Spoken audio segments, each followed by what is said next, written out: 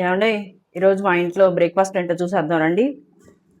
పొద్దున్నే అట్లు పిండి ఉంది ఇంట్లో. రోజు ఇలా దోశలు వేసినా మా ఇంట్లో తినరు. ఏదో కొంచెం ఒక వెరైటీ చేయాలి.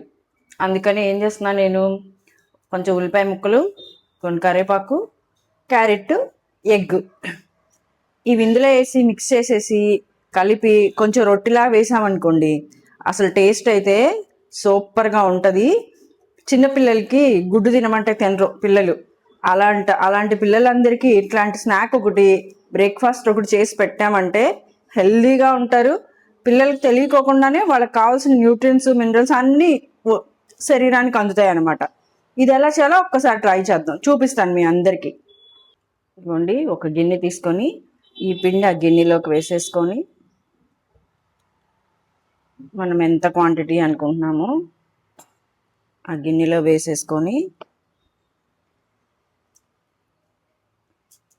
కరివేపాకు, క్యారెట్,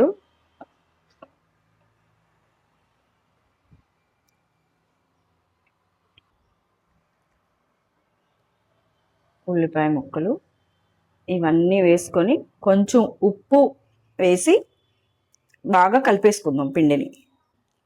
ఇదిగోండి, ఎగ్ కూడా వేసేసాను. వేసేసి బాగా మిక్స్ చేసేసుకోవాలి. నీచు వాసన వస్తుంది అనుకుంటారేమో, పిండిలో కలిసిన తర్వాత నీచు వాసన రాదు. ఎగ్ టేస్ట్ డబల్ అవుతుంది, చాలా బాగుంటుంది. ఇదిగోండి, కళాయి పెట్టాను. ఇది కాగేలోపు చిన్నపిల్లలకైతే నెయ్యి వేయండి, ఒక స్పూన్ నెయ్యి వేయండి. అదే పెద్దోళ్ళు తినాలి అని అనుకుంటే కనుక ఆయిల్ వేసుకోండి. ఆయిల్ కూడా తక్కువ వేసుకోండి. ఈ రోజుల్లో ఆయిల్ ఇవన్నీ తినడం అంత హెల్దీ కాదు కదా.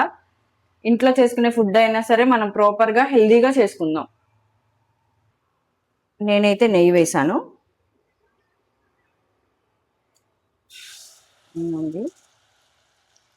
చక్కగా మందంగా దిబ్బరొట్లా వేసామంటే కేక్ ముక్కలాగా కట్ చేసుకొని చట్నీతో నంచుకొని తినేస్తారు. పిల్లలు ఇంకా వద్దు అనే ప్రసక్తే ఉండదు. కాకపోతే దీన్ని ఏం చేయాలంటే మనం హైలో పెట్టి హడావుడిగా కుకింగ్ చేసేయడం కాదు, సిమ్లో పెట్టి స్లోగా మొత్తం లోపలంతా ఉడికేలాగా వెయిట్ చేయాలి కొంతసేపు మనం. ఇంకా చూడండి ఎంత కలర్ఫుల్గా ఉందో, చాలా బాగుంది కదా.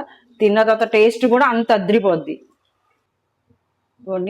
మన ఎగ్ రొట్టె ఎక్కడి వరకు వచ్చిందో చూద్దాం. అబ్బాబ్బాబ్బా, భలే ఉడికింది కదా.